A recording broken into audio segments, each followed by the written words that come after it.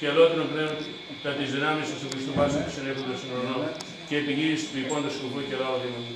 Έτσι από τον ανθρώπο και μη κέντρη εξέλιξη αυτού.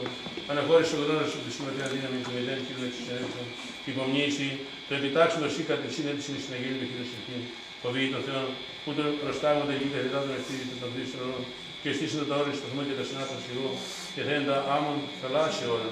Και εν είδα τη στο δρόμο τρίμα στο ίδιο των ορίων του Καμίσινα, των αγωνών αφόηση μάλλον εκείνων που βρίσκονται στη γράζα και μίλη στο υπερό αυτού.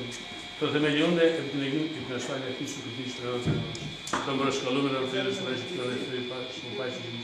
Έξοδε και αναχώρησαν από το προστό Άγιο φώτη του αυτοπιζωμένου. Ο Κύριος είπε το σπουδαίο σπάδο του Κυρίου μόνο του Χριστού. Και ο τίμος του σώματος και αίματος και κάτι ελεύθερος αυτή τη φορά. Ή ξυγάρι και ούχρο εν κύριο πα στην γη. Και σε και στην εργό σου δίνουν κολλάει στην γη του περό. Παραδούει του σκότος το εξώτερο όπως κόλλει του ακίνητο του Κύριου Βέγγι. Όχι το κράτο Χριστού Θεού ημών. Συν το πατρί και το Αγίο Πνεύμα την νύμη και αή και εις τους αιώνας των αιώνων. Αμήν. Κύριε Δεϊθόμεν, Κύριε Λέησον, Κύριε Σαββόθ, ο Θεός της Ισραήλ, ο Σπάσον και πάσον σημείων, εκλούσιν επί την δούλην σου. Άννα, εξήτωσιν εξερεύνησιν και απέρασιν ορθής πάντα τα ενεργήματα του διαβόλου.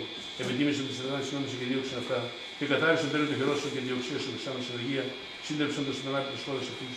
Εντάχει, και δώσε αυτή νίκα καταφύση και την ακαθάρτων αυτής των ευμάτων, όπως το παρασού ελαιό στη χάμωση καταξιωθεί, των αθανάτων και προνοιών των μυστηρίων, και δόξα εσύ να παίρνει το Πατρί και το Υιόν και το Αγίο Πνεύματι, νυν και αή και εις τους αιώνας των αιώνων. Κύριε Δεϊθόμεν, Κύριε Λέησον, όντα έστω Κύριε πηγές των άνθρωπων και των συγκονήσεων, και δώσε τέξου σε ζωή σε ονείο, είτε εκτεσόν δεν τη αμαρτίας ή περιδών, αλλά οικονομία δεν τη συνοδοποίηση του Χριστού σου τη σωτηρία του κόσμου. Αυτό και το πλάσμα σου που την ψάμιση τη δουλειά του εχθρού, πρόσεξε στην βασιλεία του Τεποράνιου, τη διάνοιξη να αφήσει του θερμού, τη διανία και στο αυγάσει εν αυτή το φωτισμό του Ευαγγελίου σου, σε του ζενεύτη άγγελο φωτεινών, περιώνουν αυτήν ο πάση εκβολή, το αντικειμένο από συναντήματο του νερού, από δαιμονίου με συντηρνού, από φαντασμάτων παλιών.